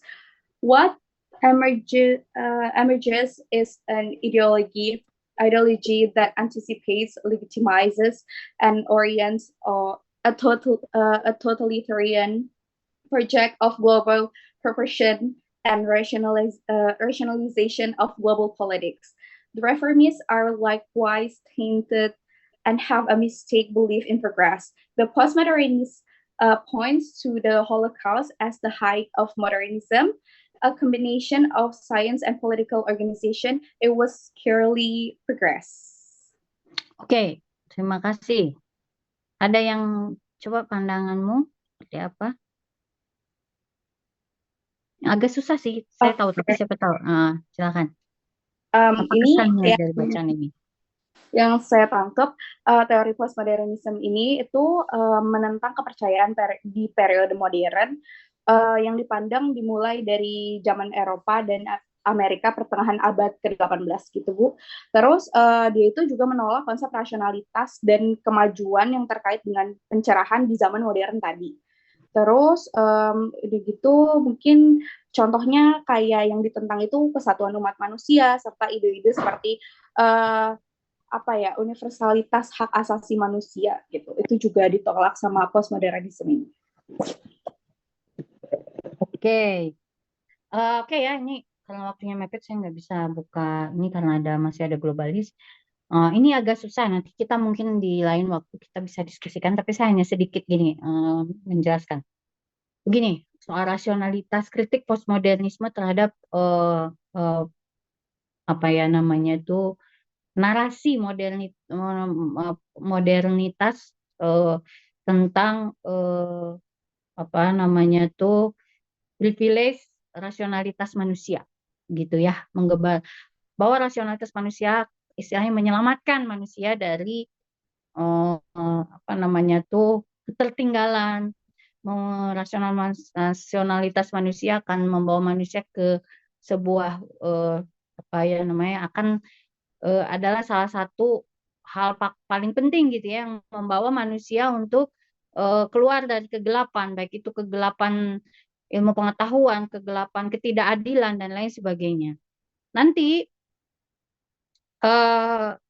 postmodernis akan menunjuk yang Holocaust itu ya, bahwa kemajuan ilmu pengetahuan itu kan hasil dari rasionalitas manusia ya.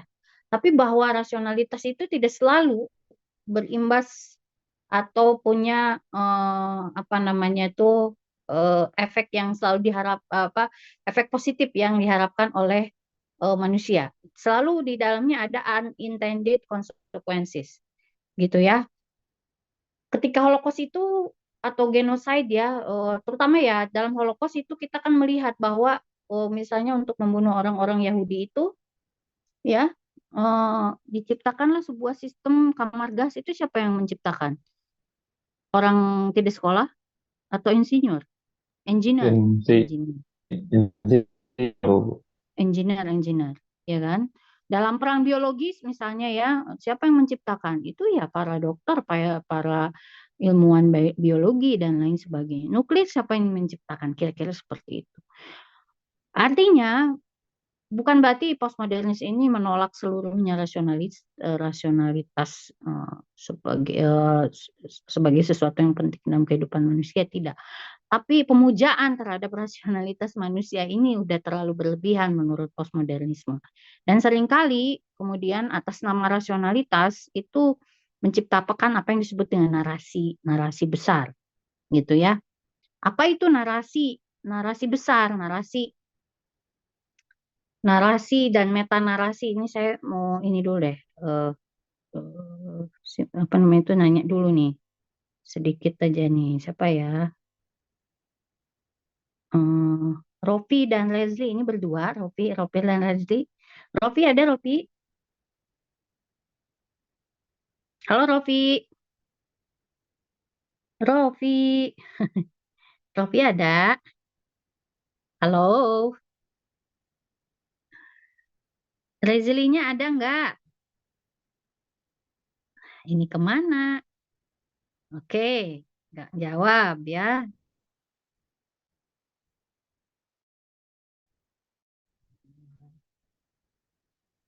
Tandain nggak? Wilbert, ada Wilbert? Wilbert ada? Hadir Bu, hadir. Halo Wilbert. Oke, Wilbert. Kalau saya tanya, perempuan cantik itu yang kayak gimana sih Wilbert? Yang baik Dalam Bu, pikiranmu aja. Oke, yang terus? baik. Terus? Terus Oh, mirip itu. mama saya Bu. Oke.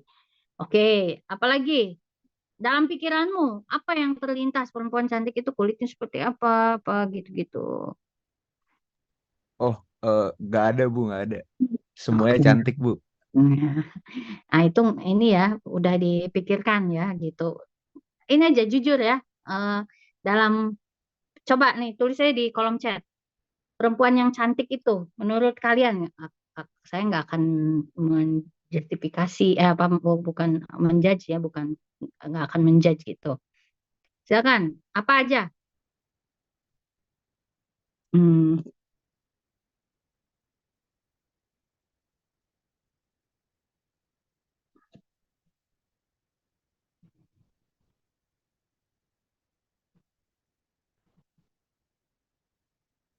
Ayo, serius ya, serius. Serius, saya mau bahas sesuatu. Physically.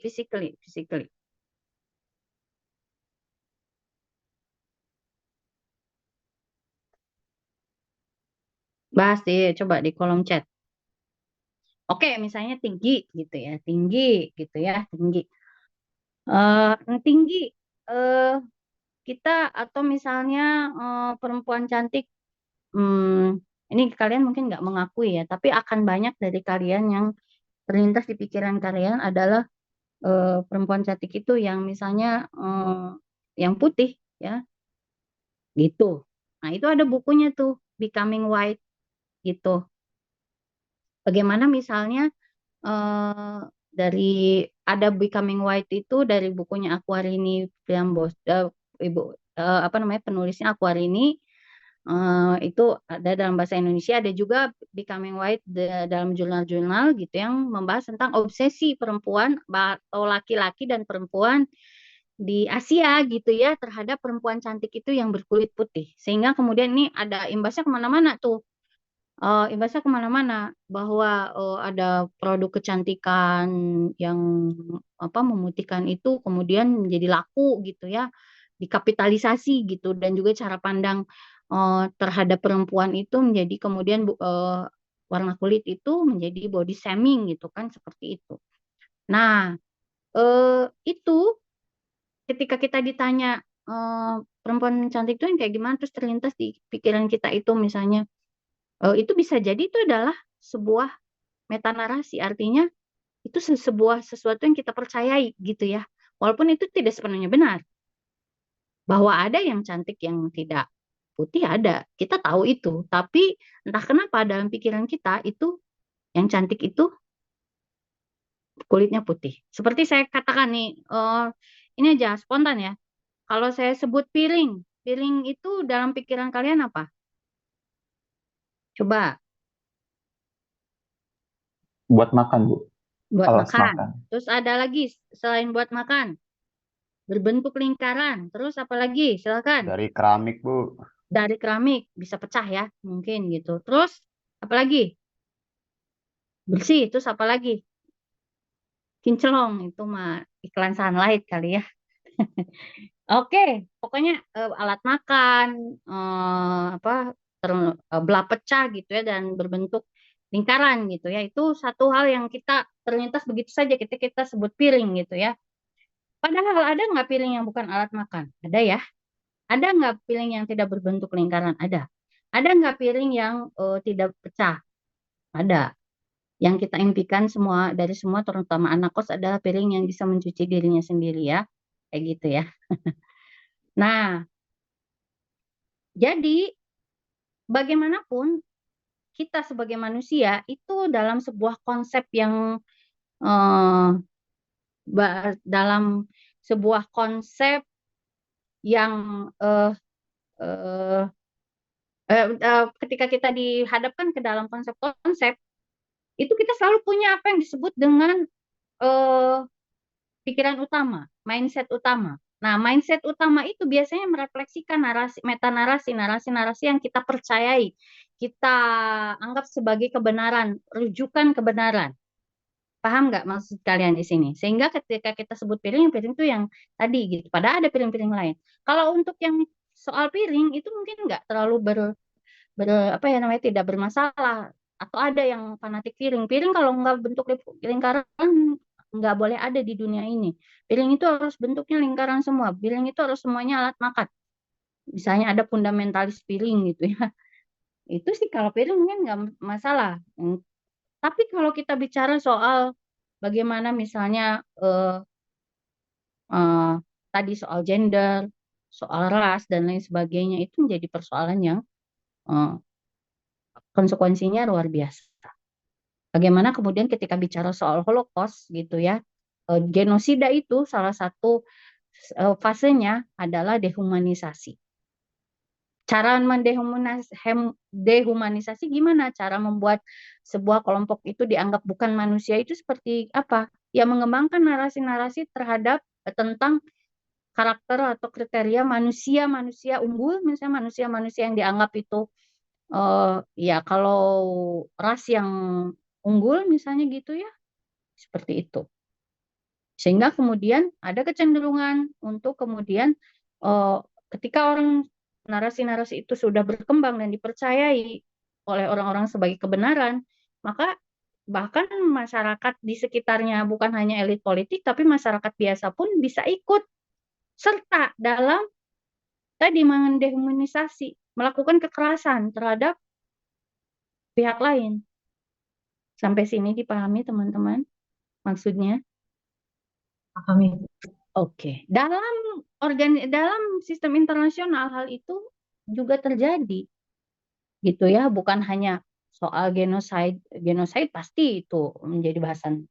Tapi organisasi internasional, kemudian juga terutama IGO, kalau kita lihat misalnya di LBB itu kan organisasi internasional kan, untungnya gagal ya maksudnya. Yang kemudian sangat memberikan tempat kepada para kolonialisme dan imperialis dan menjustifikasi tindakan mereka dalam kolonialisme dan imperialisme gitu ya. Kemudian juga dalam sistem internasional mesti siapa yang, kalau kita sebagai warga negara, kita kan punya negara ya, jadi punya KTP, punya paspor, mungkin punya KTP, orang-orang seperti kita punya negara, punya paspor, punya KTP, itu nggak ngerasain loh bagaimana rasanya seperti pengungsi. Bagaimana bukan hanya pengungsi, misalnya manusia perahu. Manusia perahu itu kan ya dari di laut ya, mereka nggak mengenal teritori gitu ya. Mereka hidup nomaden di laut. Jadi siapa yang melindungi mereka ketika mereka itu kemudian dieksploitasi atau dianiaya dan lain sebagainya, dilanggar hak asasinya, gitu ya. Bahkan nation state itu adalah juga narasi besar, meta narasi dalam bukan berarti salah, tetapi karena kita maksudnya nation, kita sebagai punya negara ya, ya kita mah kadang nggak terlalu paham juga rasanya nggak punya negara gitu ya. Udah pada nonton film Terminal mungkin, Tom Hanks ya, tapi itu ada loh ya kisah aslinya, walaupun bukan Tom Hanks seperti yang Tom Hanks gitu ya, bahwa ada orang yang terdampar di apa ya namanya itu di sebuah airport, tapi dia tidak bisa keluar atau tidak bisa pulang karena negaranya udah nggak ada, tidak bisa keluar kan nggak bisa, kalau nggak valid paspornya nggak boleh masuk, itu kan seperti itu ke negara yang dituju gitu. Jadi postmodernisme akan memberikan highlight terhadap bagaimana kemudian organisasi internasional itu kemudian mengembangkan berbagai narasi-narasi besar, dan metanarasi itu kalau itu sudah menjadi bagian dari kepercayaan banyak pihak gitu ya, termasuk juga ya maksudnya ketika kita bicara soal oh perempuan itu harus di rumah, itu udah banyak jadi meta narasi gitu ya, udah di kepala kita udah perempuan yang bisa masak tadi ya. Itu juga udah jadi meta narasi juga ya, udah tertanam gitu loh dalam otak kita gitu ya.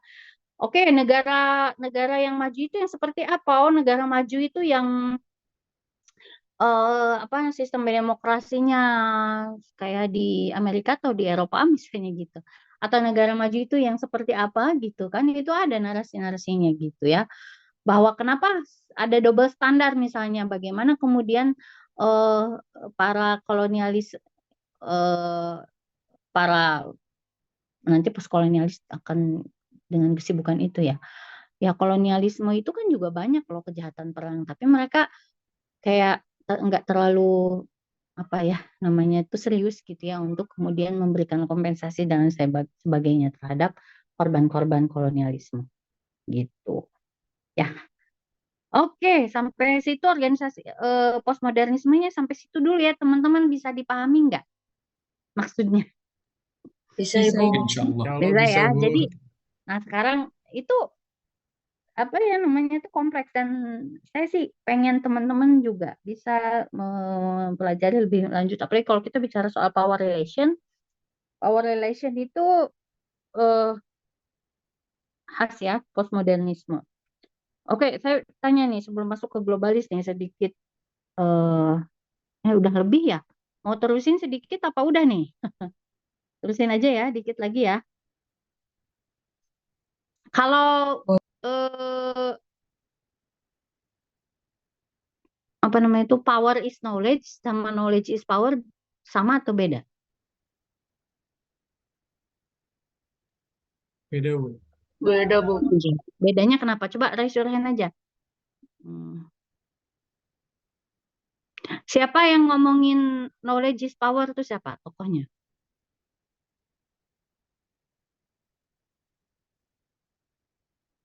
Ayo, siapa? Ada yang tahu? Power is knowledge siapa? Bacon, Bu. Itu Bacon yang mana? Francis Bacon. Ya, Francis Bacon tuh yang knowledge is power apa power is knowledge? Yang knowledge is power. Oke. Knowledge Kalau is yang power. power is knowledge-nya siapa? Siapa? Foucault. Foucault ya, misal Foucault ya. Jadi knowledge is power itu adalah Francis Bacon. Dia adalah seorang modernis ya. Itu yang salah satu yang digunakan untuk tadi mendukung rasionalitas manusia sebagai instrumen utama bagi kemajuan manusia gitu ya.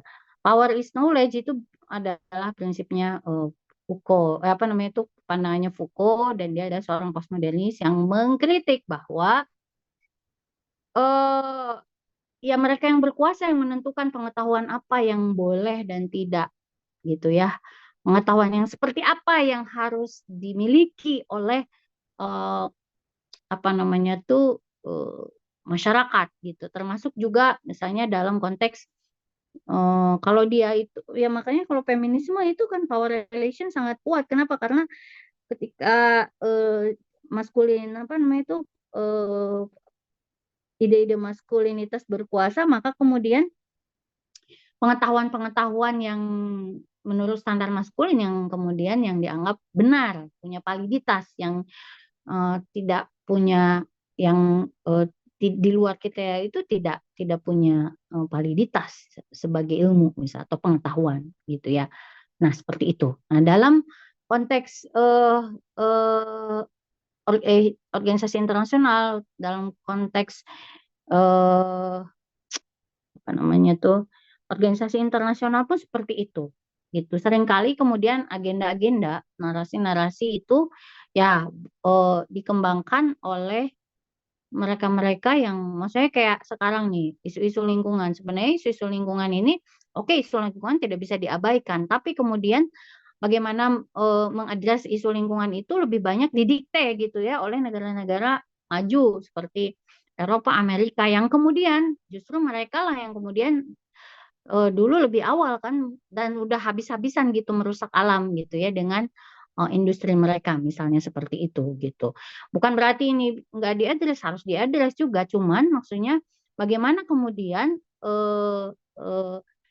seringkali negara-negara berkembang itu sangat rentan terhadap dikit-dikit ini merusak alam, ini gini dengan standarnya eh, mereka gitu ya, gitu. Tanpa melihat bahwa ada hal misalnya seperti ini, misalnya kayak saya nggak, maksudnya sawit itu saya juga nggak terlalu gimana. Saya tetap maksudnya itu kalau bisa cari yang sustainable ya, yang sustainable. Tapi maksudnya ketika kita bicara pelarangan sawit Uni Eropa, di sawit itu ya ada pengusaha-pengusaha besar juga luar biasa ya. Tapi kan ada juga petani sawit biasa gitu. Nah, seringkali kemudian mereka juga mengabaikan bagaimana misalnya eh, apa yang namanya kesejahteraan dari eh, atau masalah-masalah yang dihadapi oleh petani-petani sawit ini gitu misalnya seperti itu. Jadi ya sama ya, postmodernisme itu juga ingin sama dengan critical theory soal holistic approach gitu ya. Kita melihat maksudnya melihat dunia itu jangan hanya dari narasi-narasi yang udah kita kembangkan aja, tapi ada nggak mereka yang di luar narasi gitu ya. Ketika kita bicara soal kewarganegaraan, ada mereka yang nggak punya kewarganegaraan, gimana mengadresnya gitu. Bukan berarti yang punya kewarganegaraan itu nggak penting, ya penting. Sama seperti tadi, bukan berarti misalnya ketika ada piring yang lain, piring yang tidak bulat, yang bulat itu nggak relevan ya, relevan juga, tapi sama-sama relevannya gitu, gitu loh. Sehingga kemudian semua isu itu menjadi apa secara proporsional dilihat gitu. Tidak ada yang tertinggal gitulah intinya ya. Oke, silahkan dibaca-baca lagi. Nah, kemudian yang globalis itu dibaca sendiri aja ya. Bagaimana tadi ya, udah intinya bahwa kita tuh hidup di dalam satu bumi yang sama ya gitu ya. Bagi teman-teman yang sangat benci sama misalnya anti Israel, Israel sama Palestina ya ada di bumi yang sama.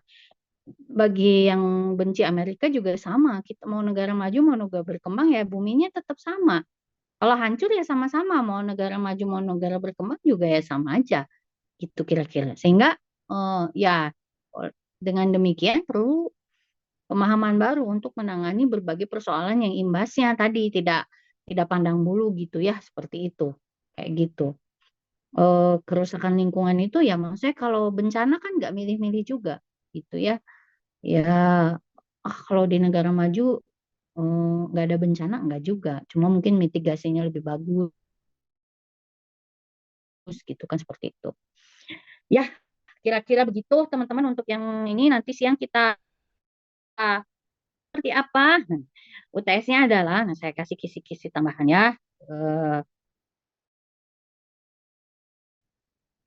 Jadi teman-teman itu kan ada 2 chapter ya yang saya minta untuk teman-teman pelajari yang tentang classification of, maksudnya klasifikasi organisasi dan writing on international organization. Oke? Nah, nanti apa namanya untuk yang ya open book ya, kalau online open book saya nggak mungkin lah online nggak open book ya, emang saya bisa menjamin kalian nggak open. Tapi memang saya ingin maksudnya kalian manfaatkan sebaik mungkin yang open book itu, oke? Nah, nanti akan ada tiga pertanyaan, satu tentang klasifikasi organisasi ya, gitu ya, tiga tugas ya, yang harus diselesaikan ya sampai malam ini gitu ya. Tulis tangan. Jadi siapkan kertas HVS atau kertas apa namanya folio bergaris juga boleh gitu ya, gitu ya. Nanti difoto, diupload. Kalau enggak ya kertas HVS saja gitu. Nah, dari 3 pertanyaan itu nanti dijadiin satu file aja ya teman-teman nguploadnya. Jadi disatuin dulu, difoto, disatuin jadi PDF, disatuin gitu ya dari 3 pertanyaan itu. Pertanyaan kedua kan tentang materi teman-teman kelompok teman-teman sampaikan. Materi kelompok loh ya. Oke? Yang di writing on international organization. Kan masing-masing punya ya materi kelompoknya. Oke? Nah, pertanyaan ketiga ini teman-teman akan diminta untuk memberikan pemahaman gitu ya terhadap presentasi kelompok lain. Satu aja, nggak usah banyak-banyak, satu aja. Satu aja, tapi saya minta satu kelompok misalnya berapa orang? 8 orang kan ya? Gitu ya, 7 sampai 8 orang. Itu beda-beda ngambilnya. Misalnya nih, Cindy kelompoknya tentang apa presentasinya? International lawyer sama Nah, international international lawyers. governance. Oke. Cari ya, ada berapa anggota kelompoknya? 7 apa 8? 8. Oke. Cari presentasi dari kelompok lain ya. Kalau bisa sih dari yang kelompok maksudnya dari yang misalnya kalau international lawyer kan yang reformis ya kan? Kalau bisa usahakan dari yang realis dan yang radikal secara pandangnya beda-beda. Misalnya Cindy ngambil Marxis gitu ya, nanti temennya ada yang mengambil neorealis, macam-macam. Tapi kalau udah habis, misalnya dari semuanya udah boleh ngambil dari reformis, tapi nggak boleh ngambil yang kelompok sendiri. Paham nggak di sini? Gitu ya. Jadi pertanyaan pertama itu tentang klasifikasi organisasi, pertanyaan kedua tentang misalnya kalau Cindy international lawyer berarti kan pertanyaan ketiga semua akan ada pertanyaan tentang presentasi dari kelompok, maksudnya topik dari kelompok yang bukan kelompok kalian bahas, tapi harus beda, gitu ya. Gitu. Jadi dalam satu kelompok nanti ada misalnya 7 sampai 8, nomor 3 itu 7, kalau 7 orang ya 7 7 7 teori yang berbeda gitu ya, atau 8 teori yang berbeda. Nah, jadi ini sebelum sampai jam 1 saya kasih instruksinya jam 2 aja deh ya. Kalian diskusiin dulu siapa yang mau milih siapa gitu ya. Oke, jadi nggak sama. Ya. Bisa ya? Open book ya, jadi silakan baca. Itu. Siap. Oke, Arsya gimana Arsya? Bu mau nanya yang presentasi kelompok lain itu berarti yang harus Halo? Arsya, sinyalnya apa suaranya putus-putus. interpretation yang di Cliff Archer 4 atau boleh yang halo Bu? Iya, yang di Cliff Archer 4. Sebentar Bu, sebentar. Yang di Cliff Archer chapter 4 ya, writing on international organization gitu ya. Itu aja yang boleh diambil. Oh, gitu. Oh, berarti yang berarti chapter 4 ya, berarti misalnya yang ya sebentar. Arsya Yang apa? misalnya kayak regionalisme dan organisasi regional itu nggak boleh ya, Bu? Enggak. Arsya apa? Yang Yang di saya chapternya 4-nya. Saya itu kalau nggak salah transaksionalisme dan interdependensi. Nah, Arsya cari yang lain yang bukan itu. Tapi masih boleh dari kalau bisa sih usahakan yang di luar yang reformis ya, yang radikal atau realis. Tapi nggak apa-apa kalau misalnya nggak cukup kan, itu nggak cukup 7 atau 8 ya gitu ya. Jadi boleh. Tapi misalnya Arsya kan transaksionalis. Coba ambil yang misalnya kalau udah nggak kebagian yang reformis atau yang kebagian yang radikal atau yang apa namanya itu realis, ambil yang itu boleh. Tapi misalnya ngambilnya yang fungsionalis gitu, boleh. Gitu. Kalau yang Itu aja. misalnya regionalisme dan organisasi regional itu nggak boleh ya Bu berarti? Itu yang mana? Itu chapter Itu berapa? chapter 2 kalau nggak salah. Enggak, itu chapter 2 beda pertanyaan nanti. Itu mah satu pertanyaan yang pertama. Oke? Ya, gitu baik, ya. Bu. Cara menjawabnya nanti ada instruksinya, tapi kalian pelajari aja dulu. Oke? Ya. Ini yang hadir 72 orang ya. Nanti yang sisanya clueless saya nggak tahu gitu ya. Christopher ya, Iya gimana Bu, jadi saya mau Christopher? izin bertanya Bu. Jadi ini kan buat yang apa kayak soal ketiga itu kan kita apa ya kayak menuliskan pemahaman kita mengenai presentasi kelompok lain gitu ya Bu. Nah, kalau saya itu kan sama kelompoknya kayak sini kemarin kelompok 4B kalau nggak salah dengan tema itu international lawyer. Nah, itu berarti maksudnya kita sekelompok itu ngambil materi satu kelompok lain aja gitu, terus dibagi-bagi gitu, atau kayak kita dari 8 orang itu bebas milih dari setiap kelompok yang presentasi, Bu? Atau gimana? Yang 8 itu harus ngambil beda-beda. Satu, Oh, misalnya Christopher 8 orang kan. iya. Christopher misalnya ngambil international lawyer sama misalnya sisa yang itunya adalah third world view. Nanti temennya ngambil international lawyer sama international lawyer kan pertanyaan kedua. Yang ketiganya adalah misalnya feminisme gitu. Boleh kayak gitu. Yang kayak gitu maksudnya. Paham nggak? Oh, berarti kita bahan pemahamannya tuh dari kelompok mana aja kan, Bu? Maksudnya kayak misalkan Iya, saya kelompok 4B nih. Kita ngambil makanya dari beneran. kelompok 4A aja gitu. Iya, asal beda aja, asal beda aja. Oh, oke. Asal beda aja, cuman maksudnya dari satu kelompok, misalnya kelompoknya Christopher ada 8 orang, maka pertanyaan ketiga itu ada 8 pendekatan yang dipaparkan gitu. Oh, oke, paham, Bu. Masing-masing satu gitu, nggak 8 sama 8 orang nggak juga. Udah, paham ya? Ya, makasih, Bu. Siap. Oke, ada pertanyaan lagi nggak? Artinya masih ada pertanyaan? Gimana, Sya? Enggak, Bu, belum lower hand, sorry. Oke. Oke ya, itu ya. Jenis pertanyaannya nanti instruksinya ini ya, pokoknya pelajari aja dulu. Oke. Sampai ketemu ya bukan sampai ketemu. Nanti di update ya.